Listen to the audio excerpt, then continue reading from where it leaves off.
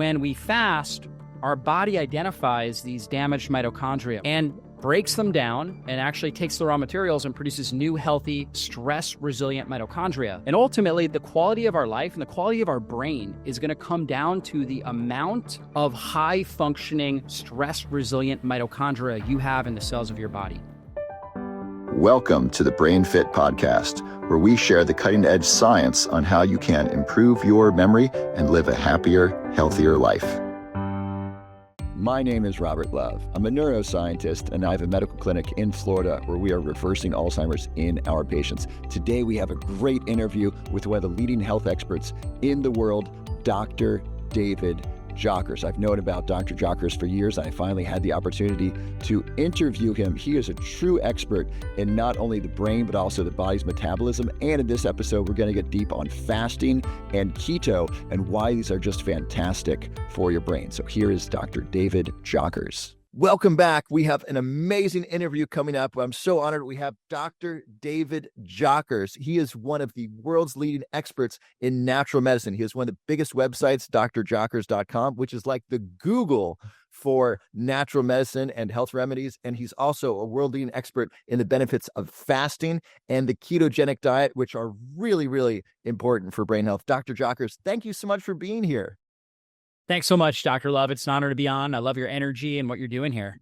Oh, thank you so much. So let's get right into it. Why is fasting so good for the brain, and how can this be beneficial in helping reduce the risk of Alzheimer's disease?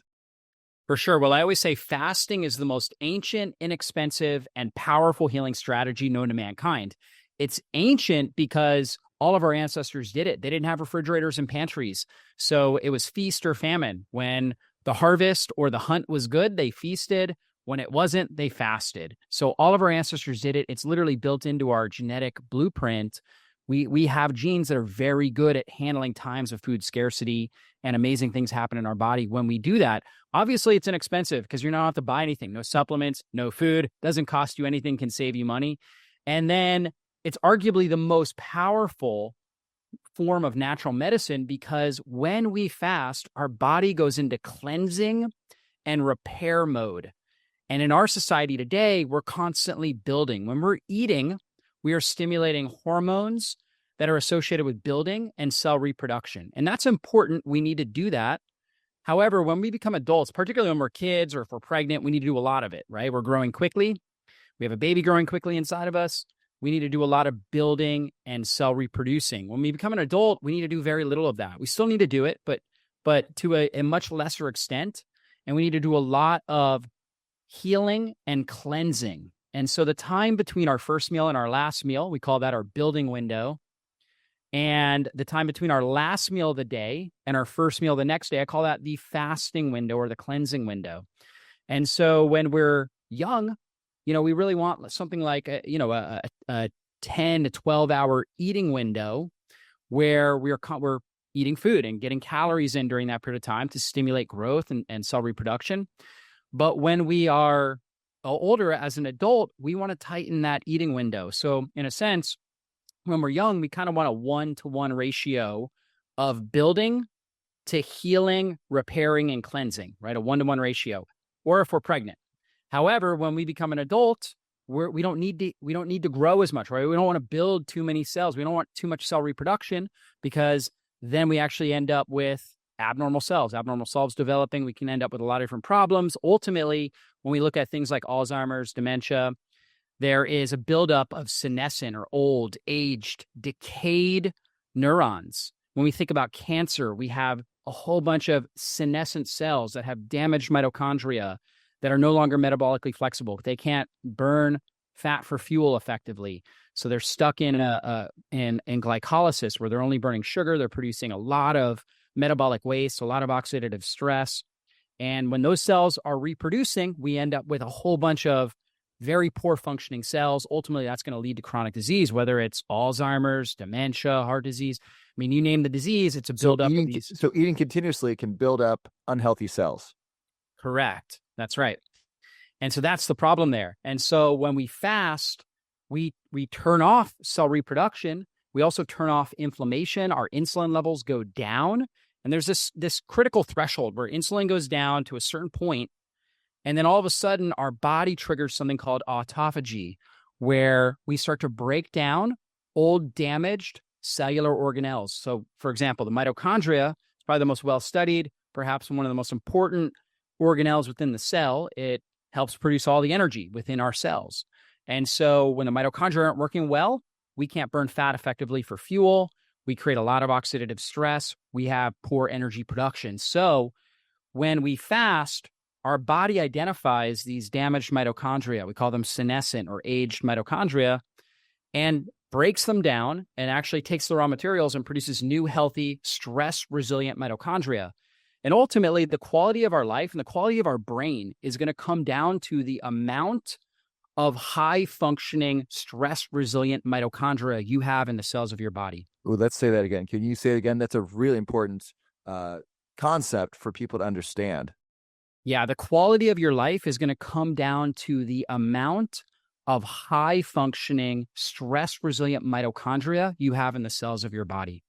And so fasting is a great way to cleanse and get rid of poorly functioning mitochondria and then senescent cells, which Dave Asprey calls zombie cells, these cells that aren't functioning properly. So get rid of the old mitochondria, old cells, and create healthy, stress-resistant mitochondria. Is that right? That's absolutely correct. So you only have a certain amount of space within a cell. And so if we have these zombie cells, these senescent mitochondria taking up space inside that cell, we can't actually go through this process of mitochondrial biogenesis where we create new mitochondria. So we have to actually get rid of these older damaged mitochondria first. So get rid of the zombie cells, and then that triggers the production of new healthy stress-resilient mitochondria. So fasting helps us get rid of old, unhealthy mitochondria, unhealthy cells. How do we need to fast to do that? Is intermittent fasting enough? Do we need to do a 3-day fast to enter autophagy? What have you found to be most effective? Yeah, there's many different ways to go about this. And the good news is that there's many ways to skin the cat in a sense. Like there's not just one cookie cutter way of getting rid of these zombie cells and enhancing mitochondrial biogenesis. There's many different ways. So for some individuals, they are motivated and they feel good doing a 3 or 5 day water fast, let's say, or there's something called a fasting mimicking diet where you're able to eat a certain amount of calories, roughly 40% or less of your normal caloric load. And you can do that for 5 days. And the research has shown, research out of USC, University of Southern California by Dr. Walter Longo, has shown that it triggers high levels of autophagy, human growth hormone production, which is like our quintessential anti-aging hormone. We're able to get rid of these senescent damaged mitochondria. We get the mitochondrial biogenesis stimulation and production of stem cells as well. We're able to get rid of whole cells. So we talked about getting rid of bad mitochondria. We can also get rid of damaged cells. We can either have them commit suicide. We call that apoptosis, or we can just actually, our macrophages, our immune cells will actually just come in and scavenge them, eat them, or we can completely repair them. And so either way, when we get rid of bad cells, we need to replace them with new cells. That's where stem cell production comes in. So 3 to 5 day water fast been shown to really drive up stem cell production. And the results are going to vary depending on the individual based on their baseline level of metabolic flexibility. And this is an important term, metabolic flexibility. That means metabolic flexibility, your ability to burn fat and sugar for fuel. There's times where we really want to burn sugar for fuel, such as when we're exercising at a high intensity, or if we're performing, like we're speaking really quick, we're trying to do some sort of, high intensity activity. When it comes to a performance, we need anaerobic metabolism. We can burn sugar without the use of oxygen, and that's good. It's quick energy. The problem with burning sugar is it's a dirty fuel. It produces a lot of oxidative stress, and it produces less energy than burning fat. So at rest, when we're relaxed, when we're at a rested state, we want to be primarily burning fat for fuel because we can produce a lot more energy and a lot less oxidative stress. And oxidative stress is a precursor to inflammation. So when we produce less oxidative stress, we're going to have less inflammation in our system, and that's going to make us more efficient. It's going to make everything work much better. If you suffer from brain fog, or if you'd like to increase your mental clarity, I have a great supplement called NeuroPlus Brain and Focus Formula that can be really helpful to you. This is a combination of 7 powerful ingredients that are shown to improve memory, improve focus, improve attention, reduce brain fog, and increase mental clarity. I really like to take this in the afternoon if I'm feeling afternoon brain fog, or if I'm feeling tired. This helps give my brain more energy so I can continue to work during the day. This works really well in the morning with morning coffee and lion's mane. This also works in the afternoon alone or with lion's mane. Do not take this at night. It is very stimulating. It's very powerful. This can help reduce or even end brain fog in as little as 3 days. The average is about 2 weeks, and it comes with a 6-month unconditional money-back guarantee, so you can try it risk-free. So if you want to try this risk-free, go to robertlove.net and then click the link that says Neuro Plus Brain and Focus Formula. And so how do we develop metabolic flexibility? Yeah, this is key because most people in our society are stuck in chronic sugar burning mode. What that means is they can't burn fat effectively for fuel. And that's because this hormone insulin is elevated in their bloodstream. And insulin gets elevated every time we eat a meal, and particularly when we eat a meal that has more processed foods or in general just has a lot more carbohydrates, particularly simple carbohydrates, sugars, starches, things like that. We're going to get a lot more insulin, a higher level of insulin. And insulin needs to drop under a certain threshold level in all of our bodies to trigger autophagy, the things that we were talking about, fat burning. And if we're spending all of our time with high insulin, that tells our body, okay, don't burn fat. Instead, store. It's a storage hormone. Store and build, store and build, store and build. And that's okay if we're going into hibernation, if we're going to, go into it like a deep fast. But in our society, we're not, right? We're doing this for years and years and years. We're constantly telling our body to store and build, and then we end up overweight, metabolically inflexible, and we've got all these damaged mitochondria within our system. So we want to improve our metabolic flexibility, and that means, again, getting that insulin down for a period of time. And that's really what fasting does. And what I love about intermittent fasting, this is where we're fasting, or we can also call it time-restricted feeding. This is kind of like taking a 24-hour window and saying, okay, there's going to be a certain window of time in that 24 hours where I'm going to eat food, and there's a period of time where I'm not going to eat food. And I mentioned earlier how when you're young, you kind of want like a 1-to-1 ratio, like kids that are very active, playing sports and they're growing. They want to eat in roughly like a 12-hour eating window, something like that. My kids can do a 10-hour eating window. They do fine with that, but it's roughly around that 1-to-1. As we get older, and we want to improve our metabolic flexibility, we want to tighten that eating window. So a really common strategy is called a 16-8, where you're doing a 16-hour fast between your last meal and your first meal the next day. So it could be, you might finish your last meal at 6 and not start eating till 10 a.m. the next day. Count those hours out as 16 hours. And then you're eating between 10 and 6. Is that good for both men and women? My understanding is that men kind of do better with longer fasts. People with the APOE4 gene, which increases the risk of dementia or Alzheimer's disease, they do better with a longer fasting window. People with type O blood could do better with longer fasting windows. What's your thoughts on what do women need to know about fasting and fasting? That's a great caveat, because there are certain individuals that are going to do a lot better than other individuals, right? So ApoE4s, we know that they're more hyperinflamed, so their body turns up inflammation quicker. So fasting is the best nutritional strategy to actually lower inflammation. So they tend to do very, very well with intermittent fasting strategies and longer and extended fasts as well. And then for women, a lot of women can do fine doing something like a 16-8. I would say the toughest demographic is going to be young menstruating females who are very busy, right? They have a stressful life. Maybe they've got a career, maybe they've got kids. And they're also very active. They're exercising regularly. And the reason why is that they're just stacking stressors. And so all of us have a stress threshold, and fasting, even though it has these tremendous health benefits, is also a stressor on the system. And so if your body's already kind of peaked at its full threshold for stress, and then you overload it with now doing a fast or, exercising too much or whatever it is, you're going to overload your system and you're going to have unwanted responses to that. So the key is, let's get stress under control. I always say, let's make sure we get your sleep dialed in. Mm-hmm. Really prioritize and get the best quality sleep before we start really playing around with tighter eating windows. I so agree about the sleep. My goodness, we're chronically sleep deprived, and we're wondering why we're have greater rates of obesity and diabetes and cancer than ever before. Well, let's look at our sleep. That's where we restore. That's where we repair. That's where our brain gets a literal brainwashing. It's when we make new memories. My goodness. And very few people very few businesses are talking about the need for sleep, because that means they're not on social media scrolling buying stuff, right? And so there's businesses designed to keep us awake and prevent us from sleeping.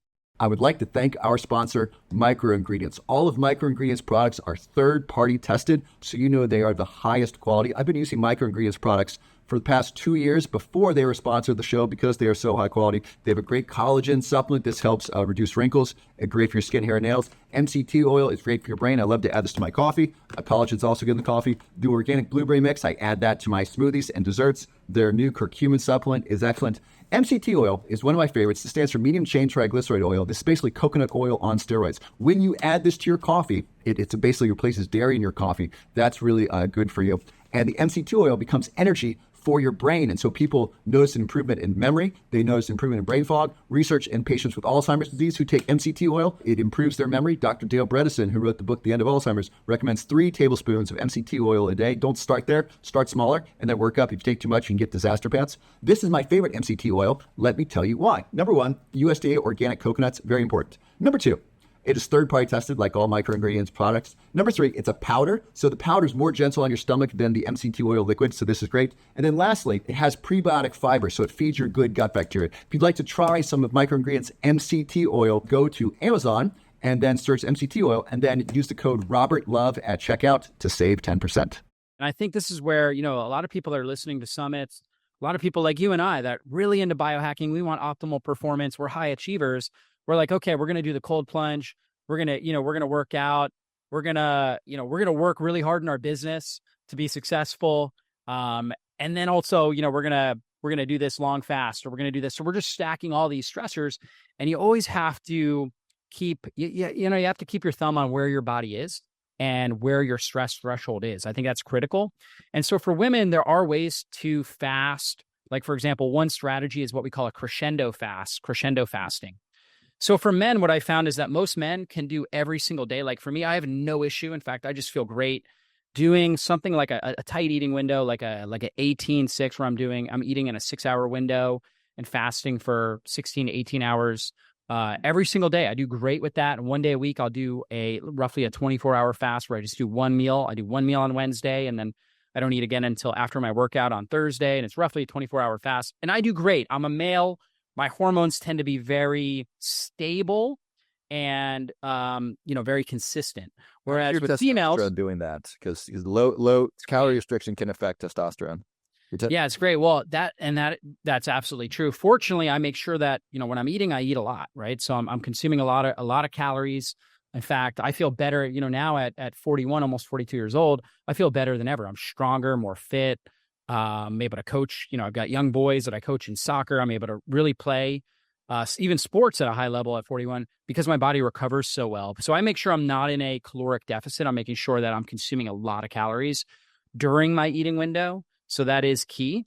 Now for women, like I said, we might have to make some changes here. And so a crescendo fast is where we'll do something like a 16-hour fast, 2 days a week, non-consecutive days. So it's kind of like exercise. For some people, they're really good at healing and repairing.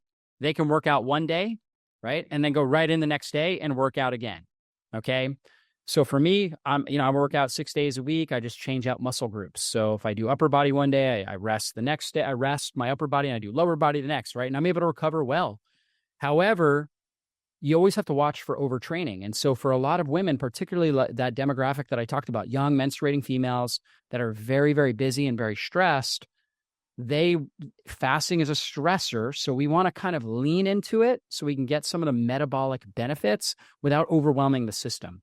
So doing something like a 16-hour fast, 2 days a week, non-consecutive days, let's say Monday and Friday, make those non-workout days to start and see how your body responds. On the other days, eat in a 12-hour window, right? A 10 to 12-hour window. So, have, let's say, breakfast at 7 and, finish up eating by 7 p.m. that night. So everybody should be in somewhere between a 12 to 14-hour overnight fast. However, pushing it up into 16 hours isn't something that every single person needs to do every day. So I start with 2 days a week. And then from there, we monitor how that person feels. If they feel better doing this and they feel really, really good, we can try adding a third day in, right? And we can go from there. There's also a way of doing it around their menstrual cycle. So we know, for example, Ooh, this is interesting. If you or someone you love has Alzheimer's or another form of dementia, I want you to know there is hope. Alzheimer's is preventable and it is even reversible. In fact, we are reversing Alzheimer's in my medical clinic here in Florida. My partner and medical director is Dr. Josh Hellman, a medical doctor trained at Harvard who specializes in preventing and reversing Alzheimer's disease, and we are reversing Alzheimer's in our patients. If you'd like to learn more about working with us to both prevent Alzheimer's and even reverse Alzheimer's and reverse memory loss associated with other forms of dementia, we would love to hear from you and send you some free information so you can learn what we are doing and see if it's a fit for you to come down and work with us in our clinic. We also work with other clinics around the country to help patients both prevent Alzheimer's as well as to reverse Alzheimer's and reverse memory loss associated with dementia. So if you'd like to learn more, go to brainpowerclinics.com. Go to brainpowerclinics.com and then enter your information. We will send you some free information, and then we hope to work with you, if we can be helpful to you, to help you prevent and reverse Alzheimer's disease. Yeah, so for a female, they have a 28-day cycle. So day one would basically be the first day they're bleeding. So they're having their menstrual period. That's day one. Day one is actually a really good time to fast and or to go into ketosis. So that's a really good time to bring down inflammation as a whole, and you're not going to mess up because your hormone levels are a little bit lower. You don't need quite as much estrogen, progesterone once you've already menstruated.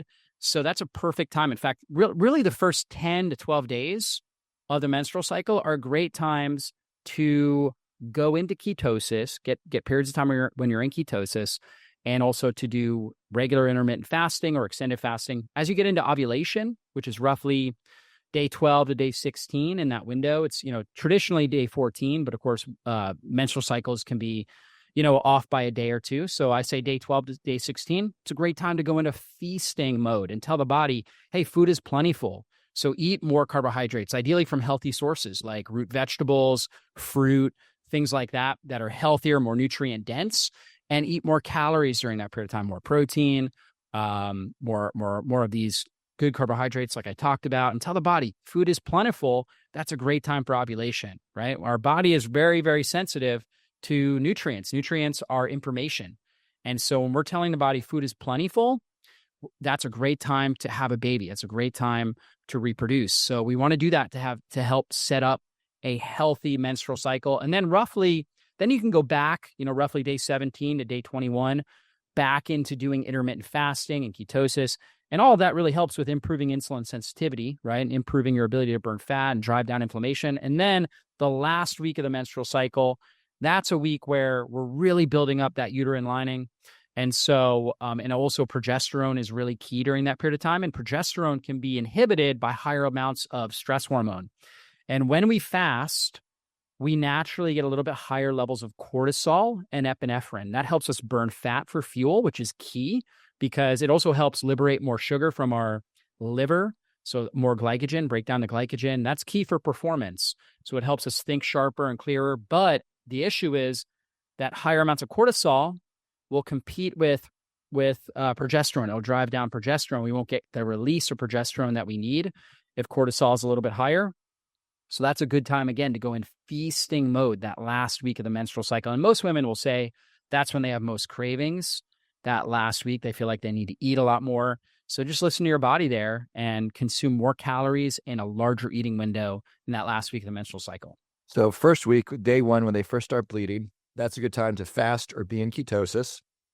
And then days 12 to 16, when they're ovulating, that's a time to be in feast mode. And then you can go back into fasting mode. And then the last week, another good time to be in feasting mode as they're building up that uterine lining and making sure they have lower stress and making sure they're making enough progesterone.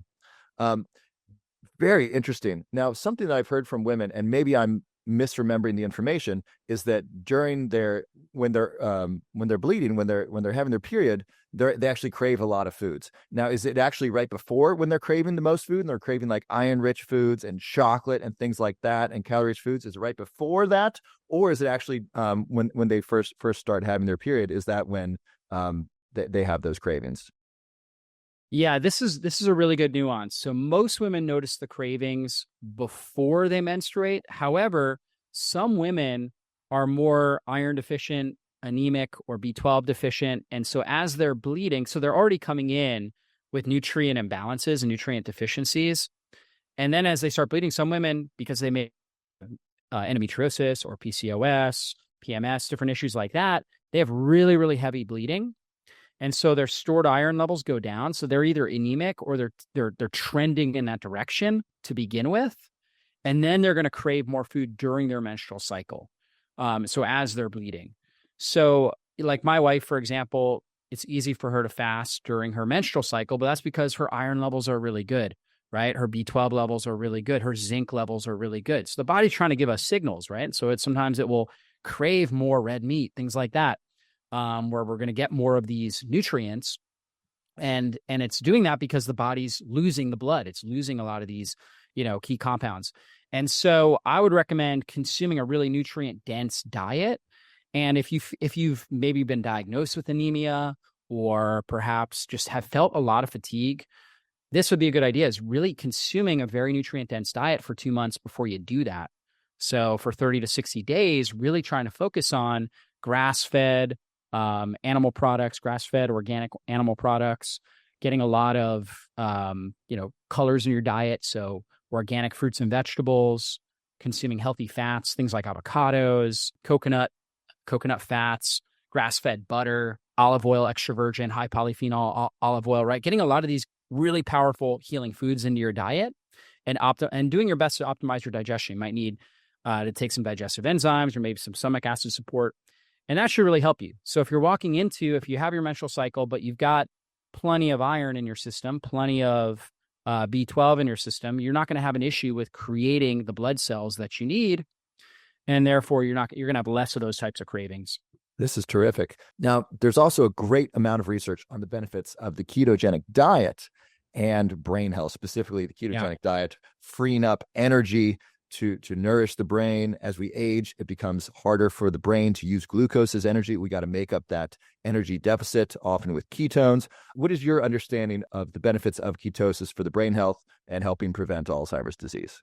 Yeah, for sure. And to start with that, ketosis is really a physiological state, and you don't have to follow a ketogenic diet to get into ketosis. In fact, fasting is a way to get into ketosis where your body's producing these ketones.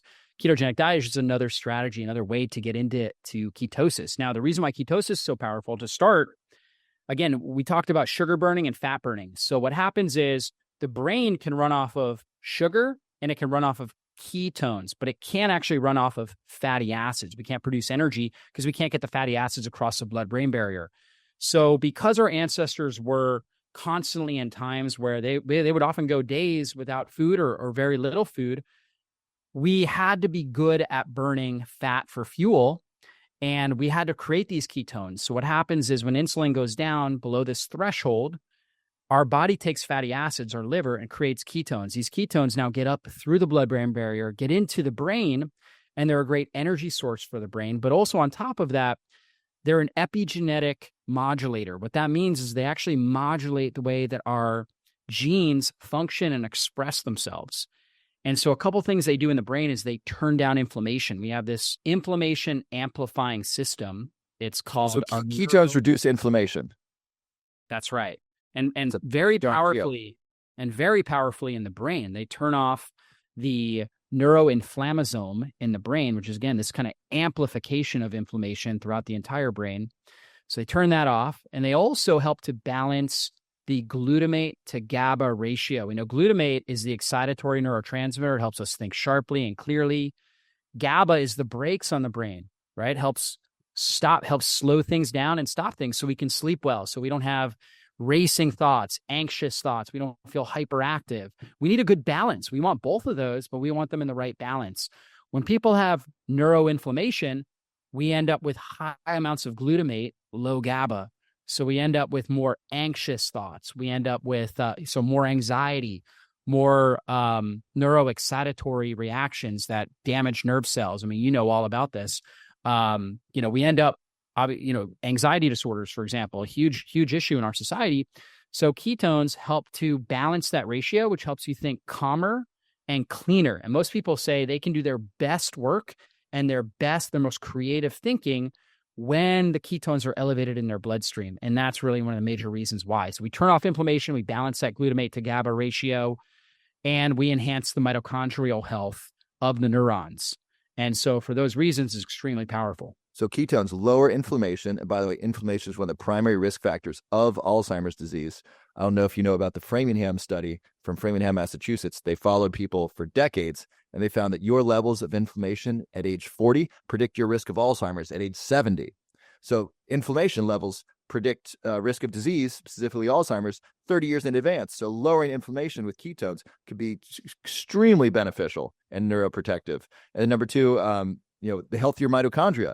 That's a big darn deal as well. And number three, making sure the brain has adequate energy. A lot of Alzheimer's disease starts with brain fog. A lot of brain fog starts with inadequate energy supply to the brain. And so getting regular ketones to the brain, Dr. Dale Bredesen recommends 3 tablespoons of MCT oil a day. Don't start there. You'll get disaster pants.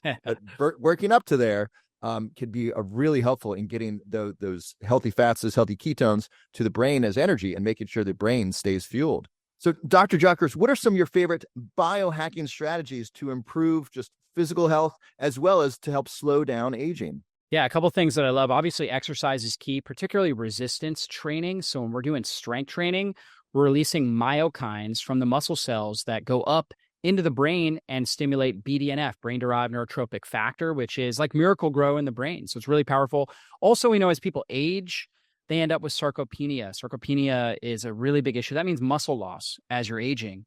And your overall mortality goes up from all causes the more muscle you lose as you age. So it's really important that you prevent muscle loss. And ideally, you maintain, a lot of good lean body tissue, good bone tissue, good muscle tissue. So resistance training is key for that. But really just getting out and moving in general. Movement is, one of the great elixirs of life, right? So movement is a critical nutrient. We talk about vitamin D, we talk about, all these other different nutrients, but, movement literally is a nutrient and a signaling pattern that you're sending into the brain. So powerful. So regular exercise, super key. Some other really easy things to do. One is cold showers, right? So just doing a little bit of cold water. You can start with the last 10 seconds of your shower. So you do your shower, it's warm, it's comfortable. Last 10 seconds, you turn it cold. It's going to be uncomfortable, but that uncomfortability is actually enhancing cold shock proteins in your system that stimulate autophagy. They get rid of these bad damaged cells, helps improve oxygenation, improves circulation throughout your system. A lot of really great benefits. Also really, really good for your skin as well. And then you can work your way up to where you're getting a minute of cold water on a daily basis. What I actually do, because I've been doing this for a while, is I turn the water on, and you know how it takes 30 to 45 seconds to get warm? I get it right in. I go 1, 2, 3 in, right? So I get the cold on the front end, and then I finish cold as well. And you feel so invigorated. I mean, that's better than a cup of coffee to get you going in the morning. So good. Have you tried a cold plunge? Massive endorphin release. I recently got a cold plunge in my house. I did it today. I feel it's a little painful, but 3 minutes in the cold plunge is the best new thing I've done for my health because I feel so good during the day. It's great for recovery after exercise. It improves my mood. If I'm procrastinating, just hop in the cold plunge. It's instantly better. It's just the cold is so powerful. It's such a powerful emotional reset and physical healer, I found. Absolutely. Both exercise and doing cold plunge or cold shower, you're going to release endorphins.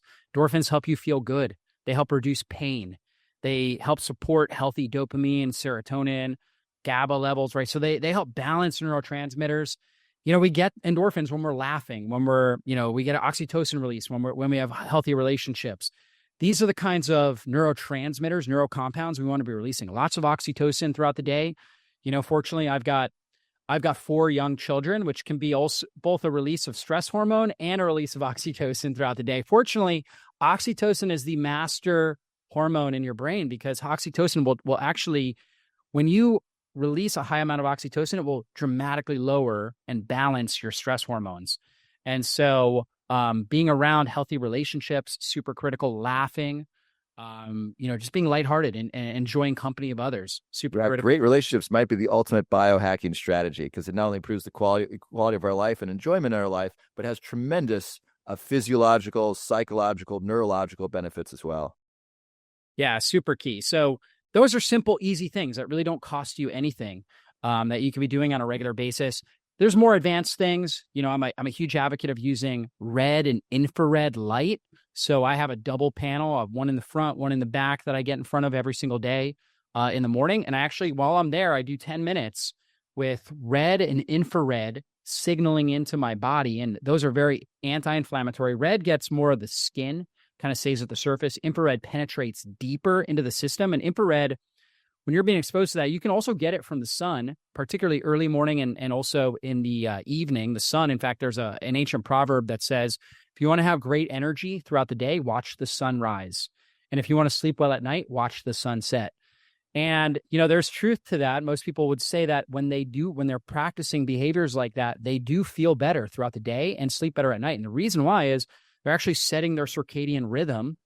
The red and infrared, that's at its highest early in the day and then also in the evening, those spectrums of light help to stimulate mitochondrial melatonin production. So melatonin is one of the very few, I think it might be the only antioxidant that's actually able to get through the double membrane of the mitochondria and powerfully reduces oxidative stress in the mitochondria. We talked about how important mitochondria are.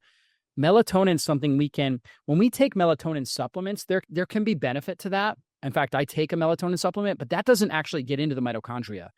It's the melatonin that's produced from infrared light exposure on our skin, in our body, that actually will stimulate this mitochondrial melatonin, which helps sap up, vacuum up all this oxidative stress and regenerate healthy mitochondria. Basically, really keeping that mitochondria functioning at a high level.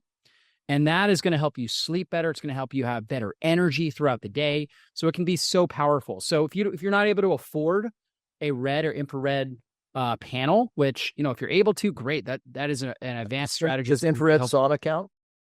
Infrared sauna does count. You get the infrared. You don't get the red, but you get the infrared. And I would say the infrared is the most important, particularly for mitochondrial health. Red is more anti-aging, skin inflammation, things like that. So there can be benefit there, obviously.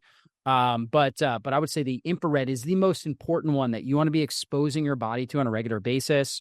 I expose my body to it every single day, from PEMF mats that I even have one on my office chair. It's got a healthy electromagnetic frequency that it's called PEMF, pulse electromagnetic frequency. And then it's also got infrared that I'm being exposed to. I would lay on one at night. I get in front of the red and infrared panels, super powerful, great for your body. But if you can't do that, just get out early in the morning and get 30 minutes of sun around sunrise or somewhere early in the day, let's say first 2 hours of sunrise, and then also in the evening. And ideally also get a little bit during the day so you can get the vitamin D stimulation from the UV light as well. You're not going to get vitamin D elevation in your system from early morning sunrise. You need midday. So get out in the sun, right? Get out, get regular sun exposure. You're going to get that infrared. You're going to get the red. You're going to get the UV, as you get out throughout the day. So that is just super powerful and, a key strategy that I recommend. Fantastic. So Dr. Jockers, tell me, what are your top 3 foods for the brain? Top 3 foods, where I'm going to say number 1, wild-caught salmon, wild-caught sockeye salmon. So amazing. You've got high-quality, long-chain omega-3s, EPA and DHA, which are critical for healthy brain function in there. And then you've got this powerful antioxidant called astaxanthin. We think about salmon. They're one of the only species of fish that's able to swim upstream against the rapids and jump out of the water. I mean, literally up to 10 feet. How are they able to do that? They're able to produce incredible amounts of mitochondrial energy. And what's thought is that the combination of these long-chain fatty acids along with astaxanthin is really able to allow them to have optimal mitochondrial energy production. So when we consume that, it's like a superfood for the brain. So wild-caught sockeye salmon. Number 2 is going to be high polyphenol extra virgin olive oil. Olive oil has a healthy fat, oleic acid, which is very, very stable. It's monounsaturated fat, very stable in the body, very healthy for the body. But then there's also all of these polyphenol antioxidants that are really, really powerful at buffering oxidative stress. One of the most powerful and well-studied is called oleocanthols. Oleocanthols are what give it kind of the bitter taste that you'll taste in the back of your mouth when you have a really good olive oil. That's what you're looking for. That is so powerful. It's actually called nature's ibuprofen in a sense, really powerful for reducing inflammation in the brain, a lot of good inflammation throughout the body, and also very powerful for the brain. And there's another polyphenol called hydroxytyrosol in olive oil that crosses the blood-brain barrier. So you're able to get, there's a lot of antioxidants out there and a lot of great foods. Not all of these compounds are able to cross the blood-brain barrier. Olive oil, because of this hydroxytyrosol, is able to carry some of the other compounds with it and really get powerful inflammation-reducing benefits in the brain. So huge advocate of that, but make sure you're getting the right type, high polyphenol, extra virgin olive oil. Again, it should have the kind of peppery taste in the back of the mouth.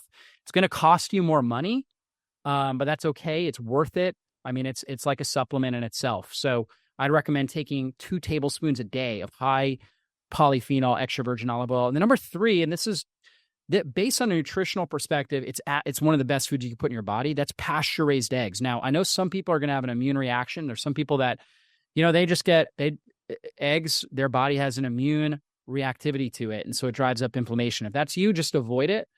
But for most people, eggs are so amazing. Pasture-raised eggs, where the chickens are able to eat grass and weeds and worms and things like that, going to have a higher amount of nutrients. But eggs are rich in choline, which is, among many things, it helps to build healthy cell membranes. It's also precursor compound to acetylcholine, which is a major neurotransmitter involved with memory formation, memory production. So loads of choline in there. A lot of people are deficient in choline in our society.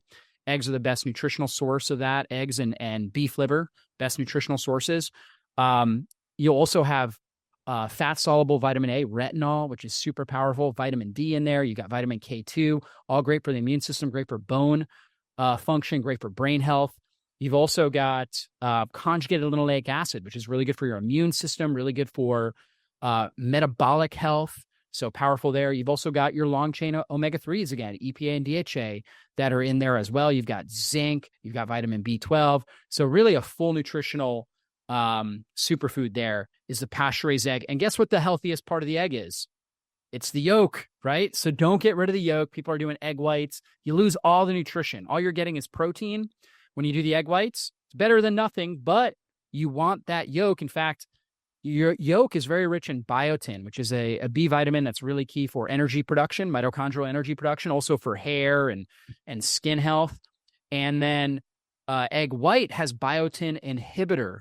So if you're consuming something with a biotin inhibitor, but you're not getting biotin, you're going to end up, you may create a biotin deficiency. So egg whites, not what you want to do. Instead, get the whole yolk so you get the whole nutritional foundation that's in that egg. Oh, that's fascinating. That's fantastic. Next, what are your top 3 foods to avoid because they're really bad for your brain and bad for your health? For sure. Well, number 1 is any sort of processed sugar. Processed sugar is going to drive up insulin. It's going to drive up inflammation in your body. It's going to feed bad bacteria in your gut and create a massive amount of endotoxin release inside of your gut and into your bloodstream. It's going to drive up inflammation, and it's going to cause blood sugar imbalances. And when your blood sugar is imbalanced, when you have high blood sugar, the sugar molecules will bind to proteins and create something called an advanced glycolytic enzyme, right? Advanced glycolytic end product, I should say, AGE. And those AGEs are like shrapnel going through your bloodstream. So they literally damage the endothelial lining of your blood vessels, create plaque formation. And the more plaque you build up in your arterial beds, the less oxygen you're going to get to the cells of your body, and in particular your brain. There's a lot of links between sugar consumption, atherosclerosis, and dementia, Alzheimer's, and neurodegenerative conditions. And so we got to make sure we're reducing, or really ultimately minimizing and eliminating our exposure to ultra processed foods that have high glycemic carbohydrates in them. And then number 2 is processed vegetable oils. That's going to be your soybean oil, corn oil, safflower, cottonseed, peanut oil, right? All of those kind of seed-based oils, These things are high in omega-6 fats that drive up inflammation. They're also very fragile and they become damaged and create trans fats. And they're very reactive in the body and they drive up inflammation. And, obviously that's going to dramatically impact the brain. So we've got to make sure we're avoiding that. Trans fats as well, like hydrogenated vegetable oils. And then number 3 is going to be chemicals. So anything that's got a chemical sounding name to it, whether it's monosodium glutamate, MSG, or aspartame or Splenda, if it was made in a lab and then designed into some sort of food product, you want to question that, at least question it. Okay. And ideally avoid that. So typically when you're shopping, those middle aisles, as you're going through the grocery store, there's going to be a lot of lab made food with lots of chemicals in it. So you're going to do your best by minimizing your exposure to those types of things. Excellent. And then lastly, what are your top 3 supplements to enhance neuroplasticity?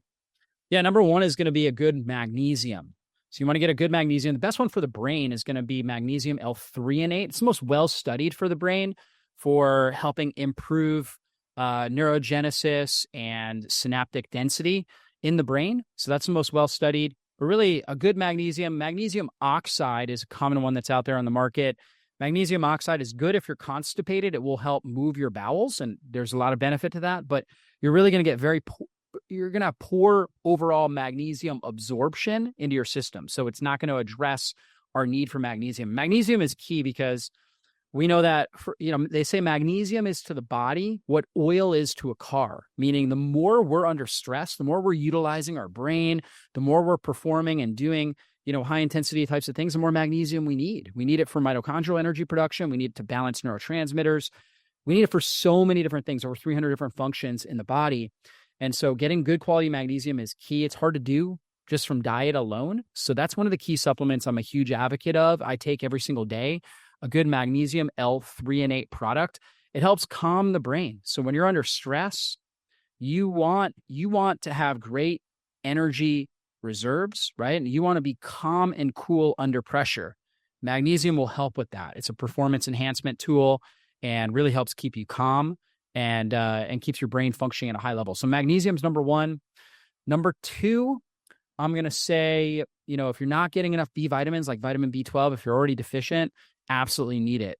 So vitamin B12 just critical for so many different brain functions. So really, really critical. A lot of people are deficient in different B vitamins, whether it's folate, B12, vitamin B6, also really key for neurotransmitter function. So that's critical. And then number 3 is going to be vitamin D. So we talked about it from the sun. Ideally, that's where you're getting it.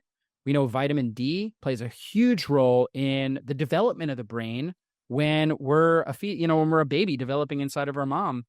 Vitamin D is critical. If mom is deficient in vitamin D, that sets the baby up for congenital abnormalities, right? A higher risk of congenital abnormalities, learning problems as the baby develops. So as the child develops, so there's certain things, a pregnant mom, really critical. One of the most important things is making sure they're sufficient in vitamin D. Zinc is also really, really critical as the baby's developing. But then early childhood, making sure the baby's got optimal vitamin D as well. And the young child, as they're developing, optimizes their vitamin D, allows for proper neuronal enhancement in the brain as they're aging. So super critical there. I would say those are probably the 3 most important. There's a lot we could talk about, but let's get those basics down. Dr. Jockers, thank you so much. This is just fantastic.